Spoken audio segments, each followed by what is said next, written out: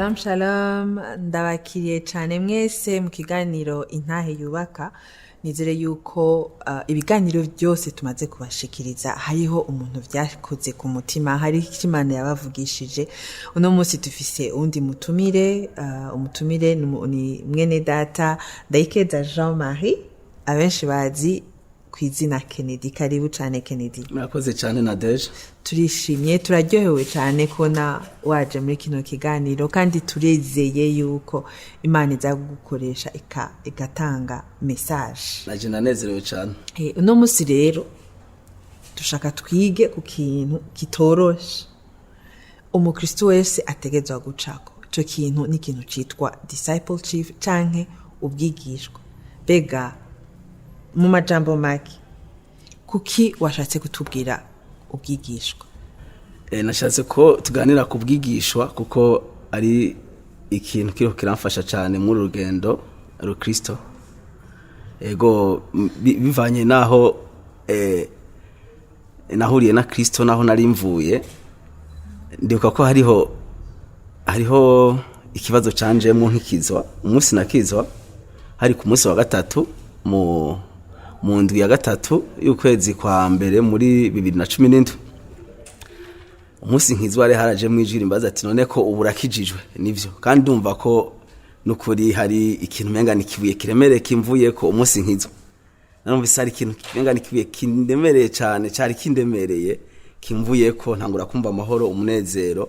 Muga kandi muri ayo mahoro n'uwo munezero nyene numva ijwi rimbaza ati burakijijwe, none hacakurikira iki? Ariko kandi riza nanje mfise ikindi kibazo ngoma nibaza, bivanye n'ahantu nari mvuye n'abantu twahora tugendana n'ivyo twarimwo. Nafise ikibazo kibaga ngo none si ikibazo komten umugana nari mfise ikintu ngoma asaba Imana, cari gisabo, yari nk'isengesho nyene ry'umuntu agikizwa. Rero abantu barashobora kuvuga ngo Mana ndakeneye uzonyigisha amashure, ndakeneye ko umpaye agakiza uzoshikane kuri ibi. Mugabo je nari mfise isengesho rimwe nkunda kugira rito, ugati Mana ahantu unkubira hazi urahabona, urabona ingene hameze, ndagusavye umfashe sinze subireyo.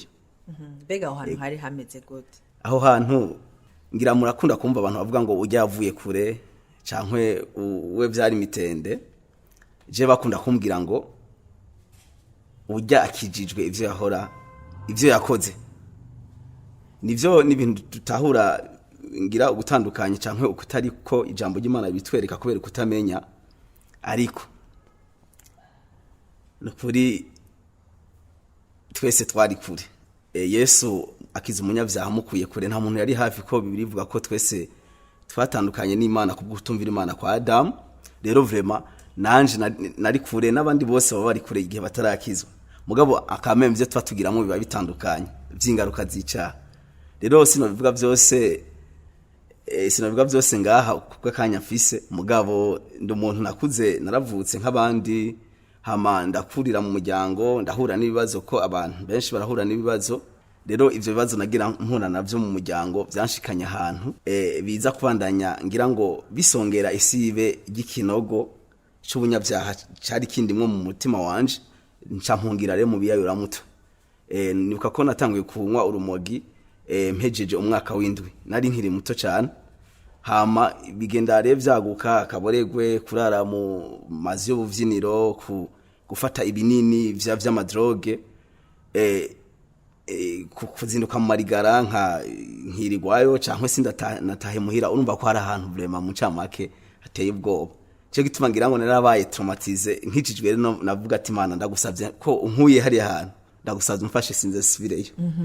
Bega kuvuga ko wari ufise kumbure byo mwise ngo trauma, ni kuvuga yuko wari uzi ivyo urimo, ko benshi barabibamwo ntibabimenye, ntibumve yuko ari umutwaro kuri wewe yari umutwaro. Jewe wagiye kuba umutwaro ari uko ndabivuyemo, kuko ndabirimwo nabona umenga ni ambiance. Mugabo kandi ambiance irimo ukwihenda. Kubera iki? Naho nabirinda birimo nkabifata nkaho umenga ariko ndinezereza, kameme bimpeze ko nkubu nk'akaro nanyoye nk'urumogi rukamperako, narumva ko ndushirizaho kuba nabi hubwo, kuko benshi nabifatagira ngo niyo bagize ivyo bibazo ndimwo kuntu nimva mu mutima nabi kugira ngo numve ko noro nk'umunezero muri ivyo mugabo sinigera ndabushirika ko n'ukuri aho no bambeshe ahubwo narushiza kugenda nuzura gahinda n'umubabaro ushikaho naningeza ahantu umenga nta kamaro ko kubaho kwanje. Rero iyo trauma mu Kirundi novuga ngo nuguhabuka nkijijwe narumvise umunezero mugabo kandi ntangura kubona rero ububi narimwo n'uburemere bwabwo. Nico gituma rero navuga ati Imana ahantu mvuye bure niho nkabona ndagusavye umfashe sinsubire hajya hano.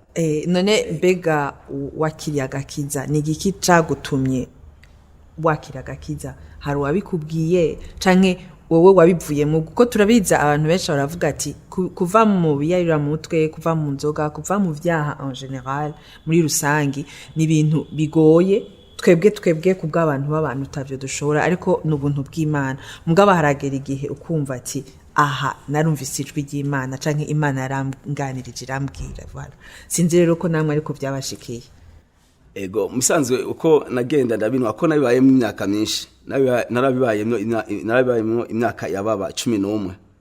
Rero uko nagenda ndabigiramo uburambe no kuri byaransinzikaza, no selma ku atari mu mutima gusa mugabo no ku mubiri ko hariho ingaruka zagenda ziraba zo kumagara yiwanje. Rero byaransinzikaza mugabo naho byansinzikaza ntibyakunda ko nabivamo ko no mumenga biramfitiye inyungu ziza kunezereza umutima wanje, naho faru kwibesha ko nababwiye ko ntigera nezego mugabo ivyo kuri sinigeze numva noshaka kubivamo. Igihe ugukizwa kwanje nyene kwagenze rero narumvise ubutumwa bwiza guhera niga mu 8 mugabo sinabwizera. Mugabo ico gihe nyene ndababwiye uwo mwaka nakirijwe ko hari ku mugoroba niho nahuye n'umuntu uvuga butumwa arambwira ubutumwa bwiza, hama ndabwizera ndakizwa, niko kuvavanura n'ivyo nagenderamo. Kuko ico gihe nkizwa uwo mugoroba nkizwa numvise inyota ivyo byose nahora ngenderamo iheze mu mutima wanje. Nukuri sinava mbesha ngo narigeze ngira inguvu naho no banaragerageje kugira inguvu zo kuva muri vyo sinigeze ndazironka, ko urumva ko nabibona nk'ubuzima mu bisanzwe. Aho rero niho havuye inyota y'ukwiga ijambo ry'Imana, y'ukumenya ijambo ry'Imana. Kuko mubivuze mwatanguye kumva ubutumwa bwiza mwiga muri 8 ariko byarafashe indi myaka 10 kugira ngo mushobore kwakira agakiza kandi mutahure ico bisigura. Ego maze kwakira agakiza nababwiye ko nari mfise isengesho vuga ati Imana umfashe sisubira hariya. Imana rero novuga ko yatoreye inyisho ico kibazo canje. Yaragitoreye inyisho muri nzira nuko hariho ijambo yanganirije ryo muri ubutumwa bwiza bwanditswe na Yohana igice 8 31 na 32. 31 havuga ngo Yesu abwira abayuda bari bamwizeye ngo murabigishwa banje nimwaguma mu ijambo ryanje, hama kandi ngo iryo jambo nyene rizobaha kumenya ukuri, hama ukuri kuzaho kwidegemvya. Numva rero ko agakiza naho ndakaronse ku buntu, ndakeneye kubandanya niga ijambo ry'Imana, hama iruhande yuko kwiga ijambo ry'Imana, Imana yarangiriye ubuntu imenyota kuba mu masengesho. Kuko ishengero naciye njamo ari ryo ndanarimo n'ubu munsi nasanze hariho igikorwa bakora misose kwa kane c'amasengesho, rero canshikiramo. Haruhande yo kumenyera gusengera hamwe n'abandi, ko umunsi wa kane vyamvyayemo inyota ryo kugenda mu cumba canje nkiyugarana nanje nkagenda nimenyereza gusenga, mugabo kandi gusenga nabifatikanya n'ijambo ry'Imana, hama bikaca ivyo navyo bikaca bimpinyota yo kugenda gusangira ivyo Imana iri kirangaburira mu cumba canje. Numva hari inyota yo kuja kwisangiza abandi muri serire icankwe imwe abandi benshi bayimenyere kuri flat. Rero nabo bakampa muri serire intahe zabo, nkumva abariko baradusangiza ijambo riramfashije, ntangura kumva rero noshimana ko nari numva ko cya kibazo nari mfise Imana no kuri yari yamaze kumpinyisha yacu, ko nasanze ari byo biriko birankomeza hago gutera intambwe subira hahandi byagenda ahubwo birishiriza kunkundisha ivyo bwami bushasha ninjiyemo. Nagoma ndakubaze justement yuko iyo nyota wari ufise y'ukumenya Imana, y'ukwiga ijambo ry'Imana yaragutumye utashobora kugira inyota ibyo wari urimo ubwa mbere cyane gose kuko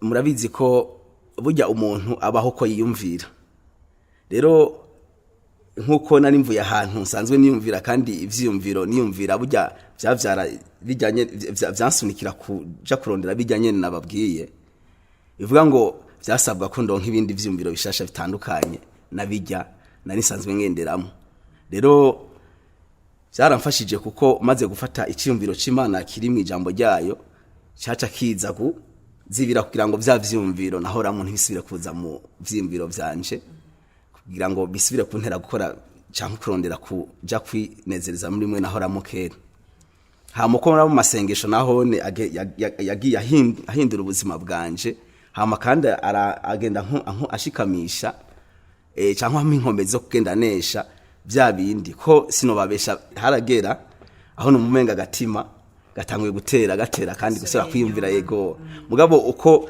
gatera numva atahandi no hongira atari kuja gufuka imbere y'Imana mbandanya ryasengesho nyene yari nagira nabwira Imana mugabo kameme byari ryaranagutse nari nsiga ko nagiye menyera gusenga niko nagiye menyera no kuganira n'Imana hama kandi nkagenda nayo numva inshigikira mu kunyereka ko iri kumwe nanje biciye mu ijambo ryayo ego mu kwiga muri iyo nyota wari ufise y'ukumenya kwiga ijambo ry'Imana kumbure hari ikintu Imana yagutahuje kubijanye kwakira agakiza no kumenya ijambo ryayo kuko kwakira agakiza turabizi ko ni novuga n'ubuntu turonka kandi umuntu akavyemera ariko ibikurikira ca kibazo caje ubwa mbere mbega ibikurikira ni ivyahe wagiye kuvyiga gute Imana yabikwigishije gute navyo okay nababwiye ko ni inyota yashize mu mutima wanje kandi Imana ihabwa icubahiro ni inyota yashize mu mutima wanje nk'ikizo ko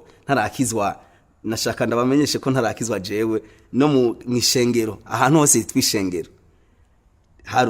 hari umwansi wanje nukuri je kuja gukora hamwe n'abandi ahantu bita mu ishengero byari imwe byo kuri Noel niho ninanatama hagenda mu ishengero ego cyankwe ajya mu makesha ya le 31 nahone muga ntivyari kenshi kuko nari mu bindi bintu bitandukanye n'ivyo rero novuga ko ari ubuntu ko Imana imaze kumvyara ubwa kabiri imaze kumpagakiza kazananye niyo nyota aho numva je wa wundi ntarinzi gufukama ngusenge ntarakizwa sinasenga hamwe ntangura kumva nanje no fukama nkasenga hama mugabo Imana ikirabinyagurira ko yacinshira mu muryango wagutse w'abandi bana bibayo bivuga ngo bakijijwe yampaye umuryango n'ubu niwo nkirerewemo Minevame Kigobe cyanda hasanga ugwaruka rukunda ijambo ry'Imana umva ko irikiranyagurira akarere ko gusumamwe cyangwa ko kuvomamwe bya bindi nyene yampa nk'inyisho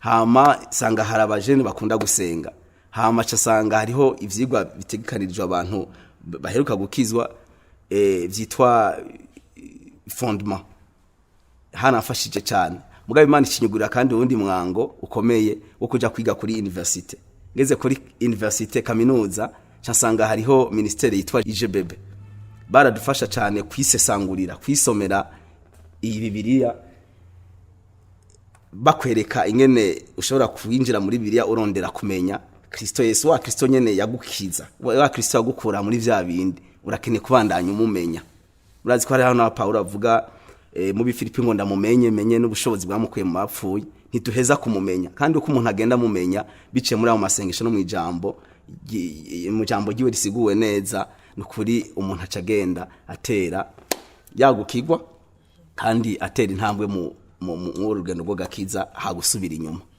ndashaka utubwire ikintu wowe wahigiye ego Imana yakuguruye novuga imiryango ibintu bigutuma ushobora kwimenya me wewe Kennedy ikintu wahakuye ni icahe ikintu cakwigishije wahakuye kugira ngo utahure yuko iki kintu uriya muntu acakira agakiza aragikeneye kukironka ego nukuri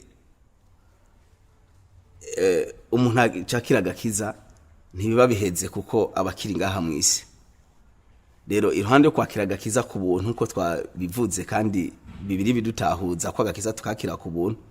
Mwumvise ko Yesu avuga ngo muzomenya ukuri kuzoba kwidegemvya. Rero agakiza tukakira ku buntu, mugabo hari uruhara ku muntu yakijijwe go kubandanya yiga cankwe anigishwa kugira ngo arushize kugenda amenya Kristo Yesu nivyo Kristo Yesu akeneye ku uwo muntu kugira ngo sinzi ngene no kiva mu Kirundi. Iki gikorwa ni nabonye ari Imana cankwe Kristo Yesu agikorana n'umuntu yavyaye ubwa kabiri. Rero hariho uruhara ku muntu yavuze ubwa kabiri, ku muntu yakijijwe hariho uruhara rwo kumenya ko akeneye kwigishwa n'uwamukijije. Hama ivyo navyo ni kuri nta handi biva, ni muri rya jambo ry'Imana, ni muri kwa kugenda umuntu abana n'abandi bakijijwe. Nashaka kugenda nyene ngira ko mvunira n'akagohe umuntu yakijijwe ko twumva akakeneye ivyo bintu byose umuntu arakeneye kubibamo. Si mu ijambo ry'Imana gusa no mu gusenga ku giti cy'umuntu wenyene, mugabo hariho abandi bantu bakijijwe. Nukuri ikiremwa muntu na deje nabonye ko ntigishobora kubaho cyonyene, kirakeneye, ni kiremwa kiri relationnel. Umuntu arakeneye abandi bantu. Rero nyamba nkiri muri vya bintu nababwira, nari kumwe n'abandi, sinari jenyene. Nyamba nari kumwe n'abandi twabisangira influencer cyangwa nabo bakanye influencer. Rero maze ukizwa ndakeneye abandi bakijijwe batandukanye nabo nari kumwe nabo. Sikuvuga ngo babandi sinkibiyumvira, ndabasengera hama uwo duhuye cyangwa ndonde hamubwira ubutumwa bwiza.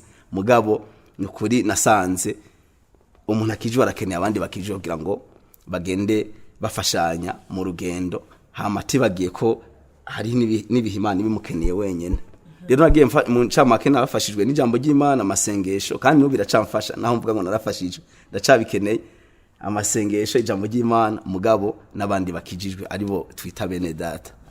Ega none Kennedy yiga mu mwaka w'8 canke mu mwaka w'9, uko yaratahuraga kiza, ko yaratahura ubwigishwa, uno musi niwe nico kimwe nka Kennedy uno musi bitandukaniye hehe? Jewe wa kera ntarakizwa ndatandukanye na jewe ubu narakijijwe. Ego kuko ntarakizwa nukuri. Watahura gute nk'abantu bakijijwe, abantu baje ko kuvugisha ijambo ry'Imana? Wumva ko ari ibintu wokora? Wumva ko ari ibintu vyoroshe? Wumva ko ari kugenda kwakira agakiza hama biraheze cyo tubandanya urugendo? Jewe usivye kwimbira kumenga biroroshe, nta nivyo nashaka ntarakizwa, kuko nari umunyavyaha. Nta Mana narinzi, naranayigarariza wanashaka ko nakora ivyidashaka. Hama baza kumbwira ubutumwa bwiza, hariho nabona kubita ndabashoboye ko numva bari kwarambwira ibintu ntakeneye. Mugabo umunsi wanje ugeze nukuri narakijijwe, hama umutima wanje urahinduka. Rero umutima nanifise je ntarakizwa uratandukanye n'uwo mfise ubu, kuko uwo ntarakizwa nanifise umutima ukomana ntayi udashaka ivy'Imana. Mugabo umunsi mfise umutima woroshe kandi worohera Imana kandi ukunda ivy'Imana. Ego hama kandi nkaca nkundana n'abana bayo abambwira ubutumwa bwiza kera. Nagira nkubwire na deje ko nkikizwa naragiye no kwaraba ko nize kuri Risengagara. Ndibuka ko nkikizwa mu misi ya mbere nasubiye mu Irigara, naho rangira mu Harigara nagendamo kumutangano na Gihosha. Naragiyemo mugabo twicaranye guca bariko baranywa inzoga, nanje ariko nanywa ifanta. Numva umutima uranse candahaguruka ndabasezera. Uko kubasezera rero nabasezeye canke ndakurondera abantu twize hamwe nanizi ko bakijijwe. Ndavuga ati je burya narakijijwe, rero ni kuri ni mumbe hafi. Bararyoherwa warakijijwe. Ego barambwira ati rero karibu vrema ingo dufatana urugendo kandi Imana ibihererwa icubahiro. Rero bamwe nahora mpama muri bo, bamwe nakubita bariko barambwira ibintu ntashaka by'agakiza. Uwo munsi numva ndabakunze cyane, kuko hirya gihe bariko barampa umuti naho ntari bwa utahure. Rero ko nabo utahuye re kandi ukankiza, numva ndabanezererewe, numva nezererewe ivyo ndimwo. Hama kandi numva mfise ahubwo umutwaro wababandi twahorana, kuko bamwe nivyo barakijijwe abandi ntibarakizwa. Numva rero mfise umutwaro wabo, mugabo nukuri umwanya ndisanze mu nzu ya data, mu nzu y'abana b'Imana, kuko nanje ndi umwe muri bo ego. Akabazo kanyuma numva shaka kubabaza, hari abantu bagushingira intahe kenshi bakakubwira nk'imisi ya mbere, bakakubwira yuko hari akajwi kagaruka kakubaza ati bigira aho ntiwihenze, mbega urazi ivyo urimo, canke kakagushamwo ibibazo vyinshi bituma utangura kwiyumvira uti mbega kweri ibindi mwo nivyo. Owe vyo wavyaragushikiye cyane gose. Ego ndibuka ko je mu misi ya mbere nkikizwa, si mu misi ya mbere gusa, ahubwo novuga nko mugana ari nkiri mwaka wa mbere wagakiza kanje, ndibuka ko naraja mu masengesho kuri eglise ajya kwirigwayo, hama bivanye nibazo ntashobora kuvugira ngaho ku mwanya, ariko ndacamo ibibazo by'uburyo bugaragara kuko hari ahantu narindi kandi nari mpawe indaro, rero nabona ko vraiment hari ibintu mpajije mu bigaragara. Hama iruhande y'ivyo hariho n'urunganwe rwanje, harabona tungana bamenga barateye imbere mu bigaragara, hama nkabanziba nashaka bamwe inzira babigenda babironkamwe, nkumva ari ijwi rimbwira ati none we ntubona ko wazimiye, wahora uri umushapu, wahora uri umuntu w'umubire, wahora uri umuntu vyoroshe gushika ku kintu mugabo umenga warabaye ikijuju. Ivyo rero yaraza nk'amajwi aza nyene novuga directement mu vyimviro vyanje, muga hari igihe satani yakoresha n'abantu, warazimiye usigara umubono, raba ibintu irimo usigara umenga uri kijuju, ntubona nyene hari uri umuntu w'umushapu twemera, uronka amahera vyoroshe kubera nyene twaronka ayo mahera. Rero urumva amajwi nk'ari karagutera kandi akwereka abantu menga bashitse kuri réussite iboneka ku buzima bw'ibi bintu bigaragara. Nukuri narumenga haraje gucika intege, mugabo nababwiye toujours hahandi ku mavi, naco nja gusenga nkahimbaza Imana ati Mana ico wampaye kirarengeye ivyo bindi, kazima mfise ubugingo budashira, kazima wampariye aho wankuye hararengeye imodoka, aho wankuye hararengeye wanashaka n'ivyisi yose, kwese abaza ngo byo bamara iki kuragwa ivyisi yose mugabo mukabura ubugingo budashira. Rero nukuri aho majwi sinovuga ko atantera, wanashaka n'ubu arashobora kuza, mugabo uri muri je yararusha inkomezi, uwo muntu abari karayantera, kandi ico yampaye mba numva ari kado iri special irengeye ibindi bintu, kuko ivyo bindi vyose birahera, mugaje yampaye kidashira. Haleluya, haleluya. Urakoze cyane Kennedy kuri iyo ntahe udushingiye. Imana iguhezagire cyane, kandi ndizera yuko uzogukoresha kugira ngo ushobore gushikira abo bantu bose bari muri ibintu waraciyemwe. Urabizi, urazi ngene wahavuye, kandi n'Imana n'ingene ari Imana ihindura kandi ihindura amateka y'umuntu. Urakoze cyane. Urakoze namwe cyane. Turashimiye rero abantu bose bariko baradukurikira, nizere ko mwatahuye. Kwakira agakiza ni ikintu kimwe, ariko ntibiherera ngaho. Hari ibintu vyinshi Imana idusaba gukora. Ikintu ca mbere no kumenya Imana, kumenya ijambo ryayo, tugasabana nayo. Ndabifurije rero abantu bose bariko baradukurikira, ntimuhagarikire ku gakiza, kubera agakiza ego Imana ikaduhera ku buntu, kandi nitwe twebwe tudesida kugafata, novuga turakemera, mugabo ibikurikira nivyo bihambaye. Nkuko mwene data yabitubwiye, nta kintu nakimwe gihari kirengeye kuba ufise Imana mu buzima. Ivyo kwisi ni ibintu vyo kwisi, ariko dufise Imana imwe iradutwara ahantu harengeye, ahantu tutazi. Imana ibahezagire. Isango ni mu ndwi ikurikira. Murakoze.